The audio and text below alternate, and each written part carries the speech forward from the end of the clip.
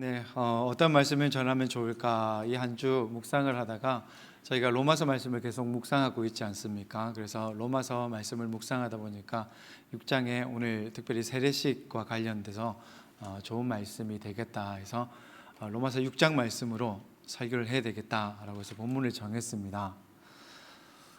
그런데 아침에 목사님께서 6장 말씀을 너무 많이 하셔가지고 당황스러웠습니다. 저건 내가 해야 될 얘기인데?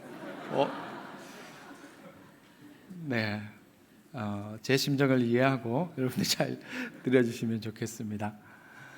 여러분, 사람들은 누구나 대화를 잘하고 싶어 합니다. 그래서 시중에 보니까 대화를 어떻게 하면 잘할 수 있는가에 관한 그런 책들이 많이 나와 있었습니다.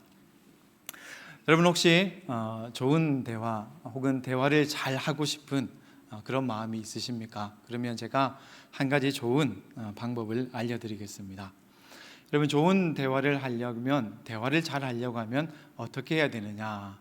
좋은 질문을 하시면 됩니다. 좋은 질문을 한다고 하는 것은 그냥 말을 청산유수와 같이 잘 한다라고 하는 그런 뜻이 아니라 상대방에게 호감을 주고 상대방을 배려하는 그런 질문을 좋은 질문이라고 할 수 있겠습니다. 그래서 여러분, 앞으로 누군가와 대화를 할 때에 그 사람의 마음을 편안하게 해주고 그 사람에게 호감을 얻을 만한 그런 질문들을 잘 해보시면 아마 그 좋은 질문들이 여러분들을 좋은 대화로 이끌어주는 것을 경험하실 수 있을 겁니다. 반대로 우리가 전혀 예상하지 못했던 어떤 질문들을 만나게 되면 대화가 단절되는 것을 경험하게 됩니다. 예전에 한 아빠와 딸이 대화를 나누고 있었습니다. 아빠와 딸이 어린 딸이 대화를 나누고 있다가 딸이 집에서 벽에 걸려있는 엄마 아빠의 결혼식 사진을 본 겁니다. 그리고 갑자기 이런 질문을 했습니다. 아빠, 그런데 왜 엄마 아빠 결혼할 때 나는 안 불렀어요? 왜 엄마 아빠 결혼식에 나는 초대 안 하고 몰래 결혼한 거예요? 이렇게 질문을 한 겁니다. 아빠는 당황스러워서 더 이상 말을 이어갈 수가 없었다고 합니다. 그래서 여러분, 이런 질문들은 아이들의 어떤 천진난만하고 순수한 질문이니까 그냥 우리가 웃고 넘길 수가 있을 겁니다. 그런데 어떤 사람은 무언가를 물어보면서 거들먹거리기도 하고 때로는 뭔가 질문이 뭔가 사람에게 시비가 될 만한 그런 내용으로 약간 갸우뚱한 그런 시선으로 우리에게 질문을 해오는 사람들이 있습니다. 바울은 아마 로마서 6장에서 이런 부류의 사람들을 염두에 두고 있었던 것 같습니다. 이런 사람들에게 대처하는 바울의 방식은 자기가 지금껏 설명했던 이 복음에 대해서 충분히 이상하게 반응할 만한 사람들의 그 질문을 예상하고 미리 그 질문을 제시하고 거기에 대해서 스스로 답을 하는 겁니다. 마치 이런 겁니다. 바울은 지금 거울 앞에 서서 거울에 비친 자기 자신을 보면서 자기 자신에게 질문을 던지고 또 자기 자신이 스스로 답을 하는 것처럼, 대화하는 것처럼 6장을 이어나가고 있습니다. 여러분, 우리 1절 말씀을 한번 함께 읽겠습니다. 1절 말씀. 그런즉 우리가 무슨 말을 하리요? 은혜를 더하게 하려고 죄에 거하겠느냐? 이어서 바울은 2절에서 이 질문에 대해서 단호박처럼 단호하게 이렇게 이야기를 하죠. 그럴 수 없느니라. 갑자기 왜 바울이 이런 질문을 하고 있을까요? 바울이 여기서 이런 질문과 대답을 하고 있는 것은 5장 20절 말씀 때문인 것 같습니다. 바울은 거기에서 이렇게 이야기하죠. 죄가 더한 곳에 은혜가 더욱 넘친다라고 이런 말을 했습니다. 여러분, 죄가 더한 곳에 은혜가 더욱 넘친다, 이 말을 조금 실감나게 표현해 줄 수 있는 성경의 이야기가 있습니다. 누가복음 7장에 보시면 예수님께서 한 바리새인의 초청에 의해서 그 집에 초청을 받아서 식사하시는 장면이 나옵니다. 예수님께서 바리새인과 식탁에 앉아서 식사를 나누고 있는데 그 마을에 사는 한 여인이 예수님이 이 바리새인의 집에 지금 와 계시다고 하는 그 이야기를 듣고 갑자기 자기 집에 준비되어 있던 향유 옥합을 들고 그 자리에 나타나게 됩니다. 그리고 느닷없이 예수님 발 앞에 엎드려서 많은 눈물로 예수님의 발을 적시고 자신의 머리털로 그 발을 닦으면서 나중에는 향유를 그 발에 붓는 그 사건이 있었습니다.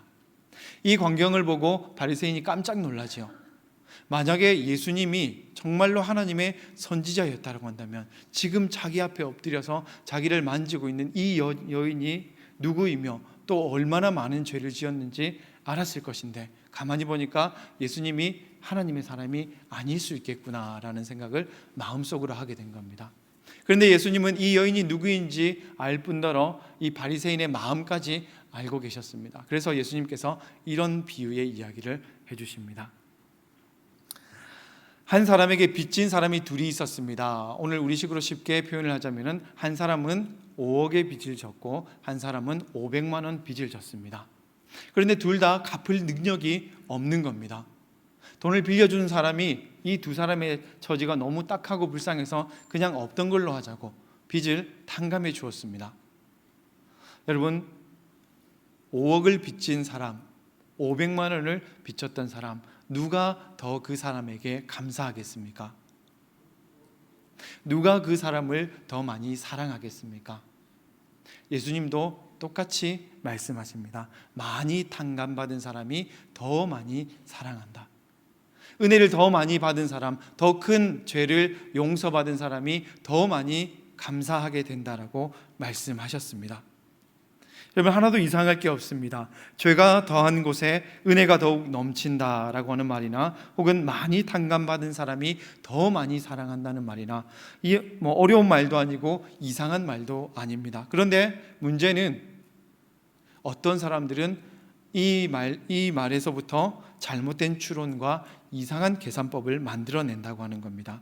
이상한 계산법이 무엇이냐? 쉽게 말해서 하나님의 은혜를 이용하는 겁니다.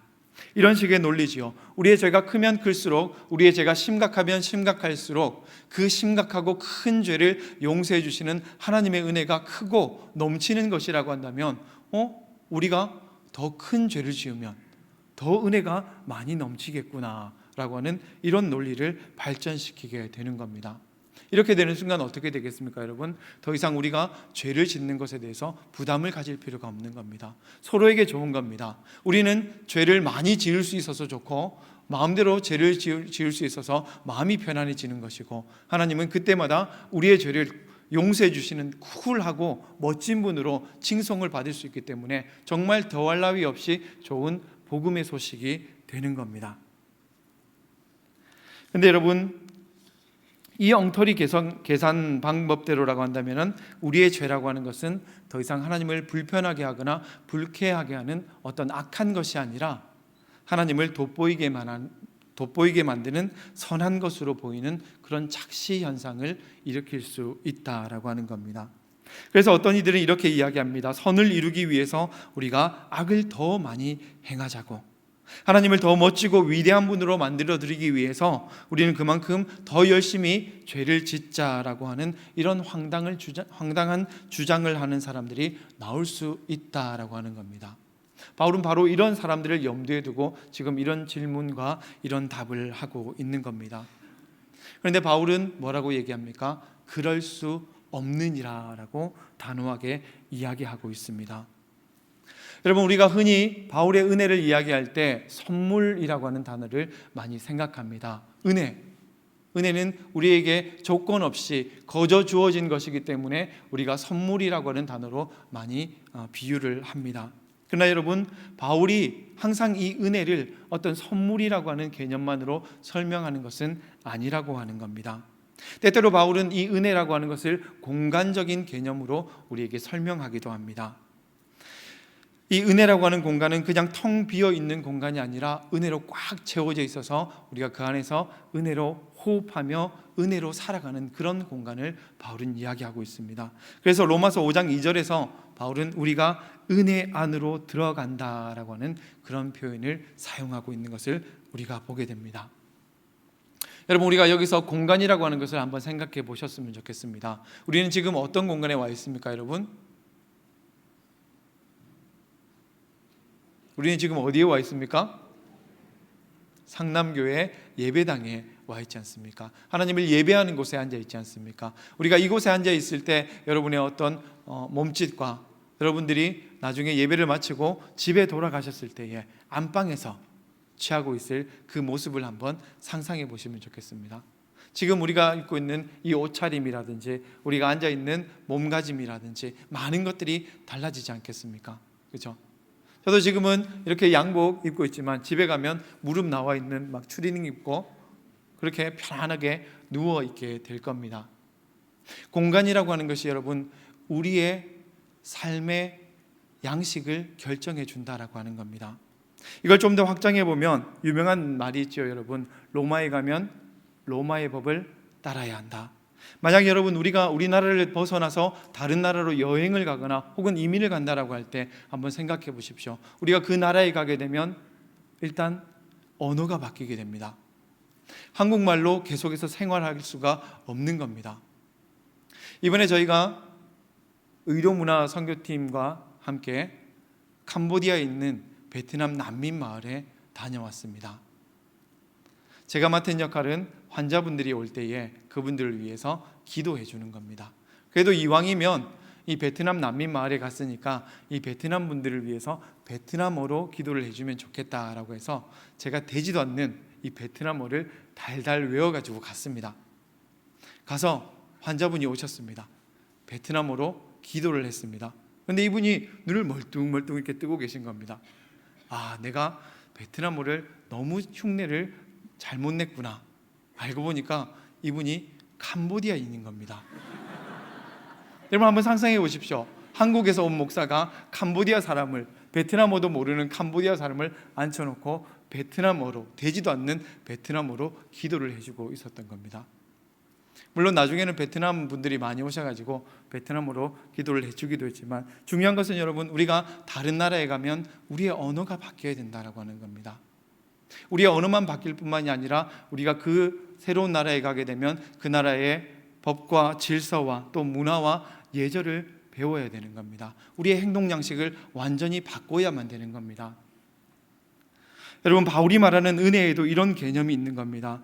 마치 우리가 예수 그리스도를 믿고 나서 바울은 우리가 한 나라에서 다른 나라로 옮겨온 것과 같다고 이야기하고 있는 겁니다. 우리가 사망에서 생명으로 옮겼다고, 우리가 죄 아래에서 굴복하던 그 죄의 나라에서 이제는 하나님의 통치를 받는 하나님의 나라로 옮겨왔다고. 그러면 어떻게 해야 되겠습니까, 여러분? 우리가 이전과 다른 언어를, 이전과 다른 삶을 살아야 되지 않겠습니까? 하나님 나라에 들어와 있는 하나님의 백성으로서 하나님 나라에 어울리는 그런 말들과 행동들과 우리의 삶의 양식들을 새롭게 만들어 가야 되지 않겠습니까?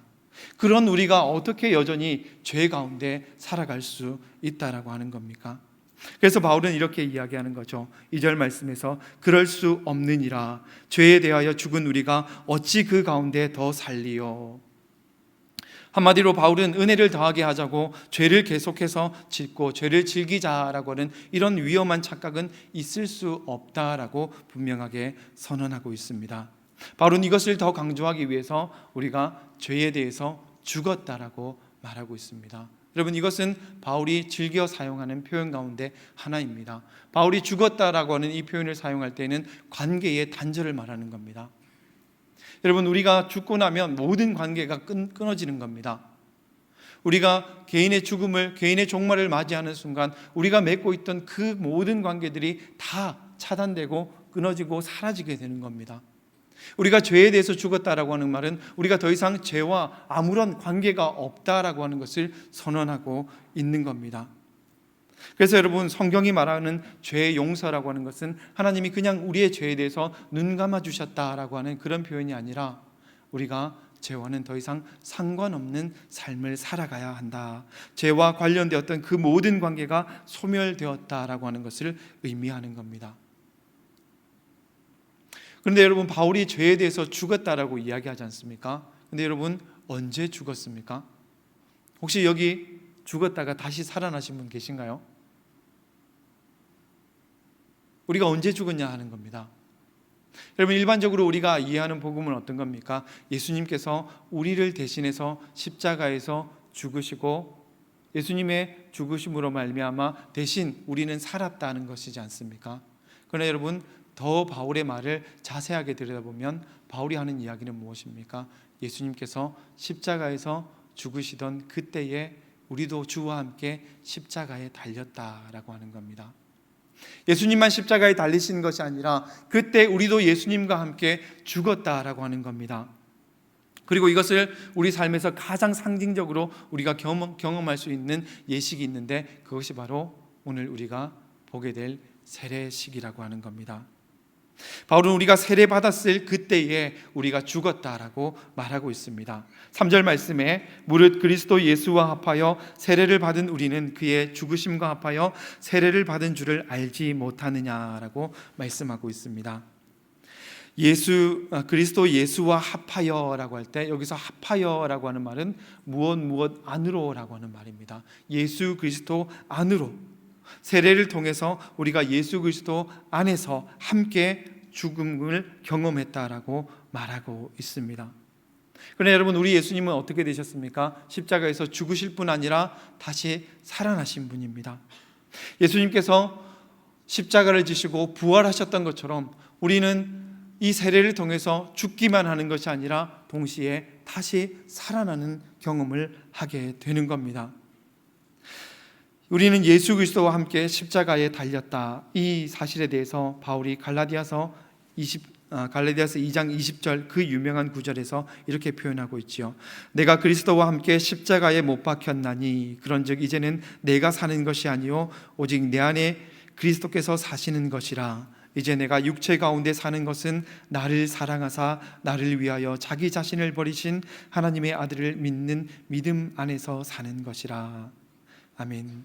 바울은 우리가 예수님 안에서 죽었다라고 하는 것을 더 실감나게 표현하기 위해서 오늘 본문 4절에서 뭐라고 얘기합니까? 아예 대놓고 우리가 세례를 받음으로 그와 함께 장사되었다라고 말하고 있습니다. 여러분, 원래 세례라고 하는 것은 어떻게 행하는지 다 아실 겁니다. 세례는 물을 찍어서 머리에 바르는 그 세례만 있는 것이 아니라 원래 세례라고 하는 것은 물속으로 우리의 몸이 완전하게 잠기는 겁니다. 그 순간 우리의 옛사람이 장사 지낸 바 되는 겁니다. 우리가 물속에 완전히 잠길 때에 우리가 그리스도와 함께 매장되었다고, 장사되었다고 바울은 이야기하는 겁니다. 오늘 세례를 받으시는 여러분, 오늘은 여러분의 장례식입니다. 그러나 여러분, 그냥 장례식이면 우리가 슬퍼야 되지 않습니까? 그러나 오늘은 그 어떤 날보다 기쁜 날이죠. 왜 그렇습니까? 여러분들이 주님과 함께 다시 새 생명 가운데 태어나는 날. 그래서 어떤 의미에서 오늘은 여러분들의 두 번째 생일과 같은 날입니다. 여러분, 중요한 것은 바울이 우리의 죽음에 대해서 말하는 것이 아니라 바울은 그 죽음 너머에 대해서 우리에게 말해주고 있는 겁니다. 바울은 계속해서 죽음이라고 하는 상징을 이야기하고 있지만 그 너머에 있는 것, 그래서 4절 후반부에서는 이렇게 이야기하지요. 이는 아버지의 영광으로 말미암아 그리스도를 죽은 자 가운데서 살리심과 같이 우리로 또한 새 생명 가운데 행하게 하려 함이라. 그런데 여러분 잘 보십시오. 바울이 이 새 생명을 우리가 언제 누리게 될 것이라고 말하고 있습니까? 우리가 나중에 천국에 들어가서 새로운 생명, 영원한 생명을 누릴 것이다 말하지 않고 우리가 세례를 받는 그 순간 주와 함께 죽고 다시 이 새 생명을 살아서 누리게 될 것이라고, 우리가 지금 이 순간 새 생명 가운데 걸어가는 그 삶을 살아가게 될 것이라고 말하고 있는 겁니다. 여러분, 우리가 구원받았다라고 하는 것은 그냥 죽고 나서 나중에 한 번 더 사는 그 삶이 아니라 하나님 안에서, 영원하신 하나님 안에서 이 새 생명을 누리며 살아가는 그 삶을 구원받았다라고 말하는 것입니다. 그러나 여러분, 우리가 이 새 생명을 영원하신 하나님 안에서 누리기 때문에 이 생명이 바로 영원한 생명이 될 수 있는 겁니다. 여러분, 지금 이 순간 우리에게 주어진 이 새 생명의 삶을 살아갈 수 있기를 바랍니다. 바울이 걸어간다, 행하게 하려 함이라는 표현을 사용하고 있습니다. 여러분, 걷는다라고 하는 표현이 참 중요한 표현입니다. 히브리어로는 할라카라고 하는 단어인데, 이 단어는 그 사람의 신분에서 자연스럽게 흘러나오는 결과로서의 행동을 말합니다. 한 번 더 말씀드리면, 할라카, 걷는다라고 하는 이 단어는 그 사람의 신분에서 자연스럽게 흘러나오는 결과로서의 행동을 말하는 겁니다. 하나님과 동행한다라고 할 때에 이 할라카라고 하는 동사가 사용되고 있습니다. 여러분, 우리가 소극적으로 죄를 짓지 않는 것도 중요하지만 더 적극적으로 바울이 말하고 있는 새 생명 가운데 살아가는 삶, 주님과 동행하는 이 삶이 중요하다라고 하는 겁니다. 여러분, 우리가 더 이상 죄 가운데 머무를 수 없는 것은 우리가 죄와 관계없는 존재들이기도 하지만, 이제는 우리가 죄를 고민하고 있을 때가 아니라 어떻게 하면 이 새 생명 가운데 살아갈 것인지를 고민하고 부단히 그 삶을 애써야 하는 그런 사람들이기 때문입니다. 그런데 여러분, 가만히 생각해 보십시오. 이런 삶의 족적 자체가 예수님을 닮아 있지 않습니까? 마치 우리가 십자가와 빈 무덤을 떼어놓고 생각할 수 없는 것처럼, 우리를 위해서 십자가에서 죽으셨을 뿐만 아니라 다시 사셨던 그 예수님처럼 오늘 우리도 이 세례 예식을 통해서, 그리고 우리가 이전에 받았던 그 세례 예식을 통해서 주와 함께 죽고 새 생명 가운데 살아가는 그 삶을 살아내는 것, 그것이 바로 우리 주님을 닮아 살아가는 삶이지 않겠습니까? 우리 예수님은 결코 죽기만 하지 않으셨습니다. 또한 죽지 않고 다시 살아나는 것은 불가능합니다. 우리 예수님은 우리를 위해서 십자가에서 죽으셨을 뿐만 아니라 다시 살아나셨던 것처럼, 우리도 마찬가지로 죄에 대해서 죽을 뿐만이 아니라 오늘 우리에게 주어진 이 새 생명 가운데서 하나님께서 기뻐하시는 그 삶을 마땅히 걸어 나가야 될 줄로 믿습니다. 그런데 여러분, 문제는 뭡니까? 우리의 고민이 여기서 끝나지 않는다고 하는 겁니다. 여러분, 어떻습니까? 죄에 대해서 죽으셨나요? 여러분, 새 생명 가운데 살아가고 계십니까? 어떤 분들은 이건 그냥 이상적인 이야기다라고 그렇게 생각하고 느끼는 분들이 계실지도 모르겠습니다. 그런 우리를 향해서 바울이 이렇게 이야기하고 있습니다. 바울은 다시 한번 우리가 우리의 경험과 우리의 현실을 넘어서 하나님의 말씀을 붙잡아야 한다고 말하고 있습니다. 그래서 바울이 11절에서 우리에게 이렇게 권면하고 있습니다. 여러분, 우리 함께 11절 말씀을 읽겠습니다. 이와 같이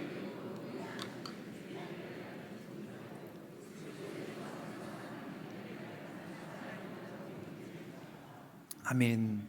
바울이 이렇게 이야기하죠. 너희 자신을 죄에 대하여는 죽은 자요, 그리스도 예수 안에서 하나님께 대하여는 살아있는 자로 여길지어다. 여기라고 말하고 있습니다. 간주하라고 말하고 있습니다. 그런데 여러분, 좀 이상하지 않습니까? 어감이 마치 여기다, 간주하다라고 하는 것은 우리의 현실이 그렇지 않지만 그냥 그렇다라고 치자라고 말하는 것처럼 보입니다. 그런데 여러분, 바울이 여기서 말하고 있는 이 여길지어다라고 하는 단어는 사실은 철저하게 따져서 계산하다라고 하는 그런 의미가 있는 단어입니다. 바울은 하나님의 은혜를 이용하려고 하는 사람들의 잘못된 계산법에 대해서는 단호하게 거부했지만 다시 한번 우리에게 은혜의 올바른 계산법을 알려주고 있는 겁니다. 바울이 여기서 사용하고 있는 이 단어는 우리가 마치 장부를 계산하고 손익표를 산출하는 회계에서 사용할 수 있는 그런 전문적인 용어입니다.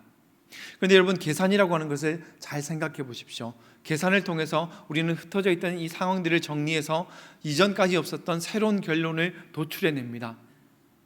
그런데 문제는 뭐죠, 여러분?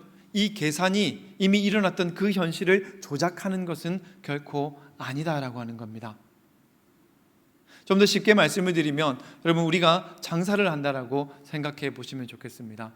우리가 열심히 하루 일을 해서 열심히 물건을 팔고 손님에게 돈을 받아서 그 돈을 어디 전대나 혹은 금전 등록기에 이렇게 차곡차곡 모아놨습니다. 하루 일을 마치고 나서 그 수익금을 하나하나 따져서 계산하면 오늘 수익이 났는지 아니면 적자가 났는지 우리가 알 수 있지 않습니까?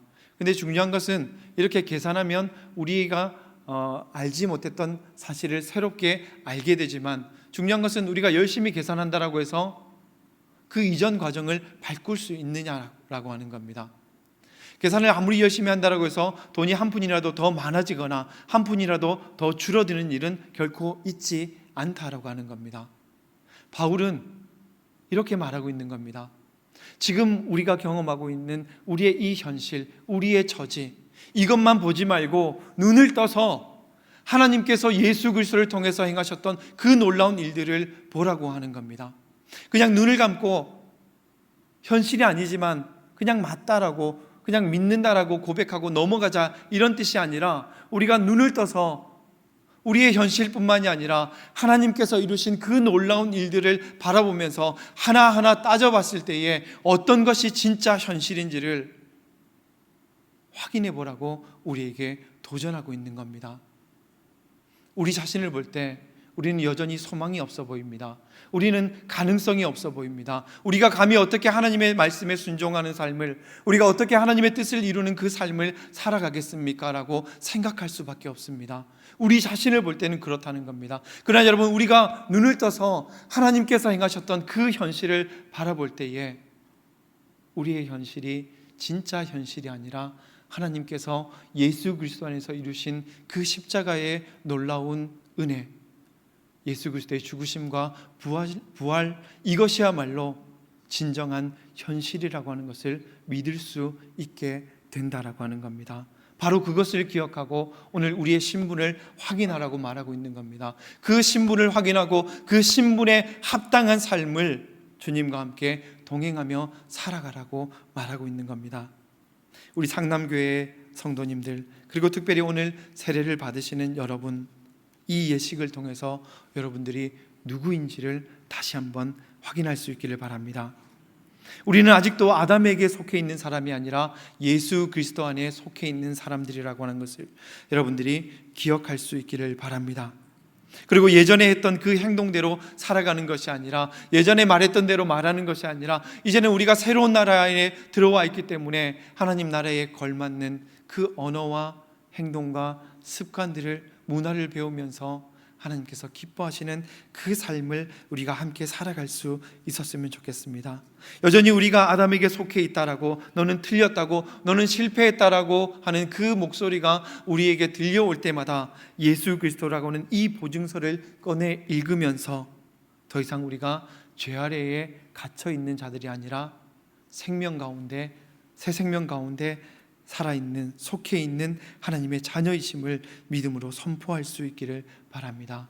그리고 오늘 바울이 말하고 있는 이 영적 올바른 계산법을 배워서 우리 모두가 죄에 대하여는 죽은 자로, 하나님에 대하여서는 산 자로 새 생명 가운데 희망을 노래하며 살아갈 수 있는 우리 모두가 되시기를 주님의 이름으로 축원드립니다.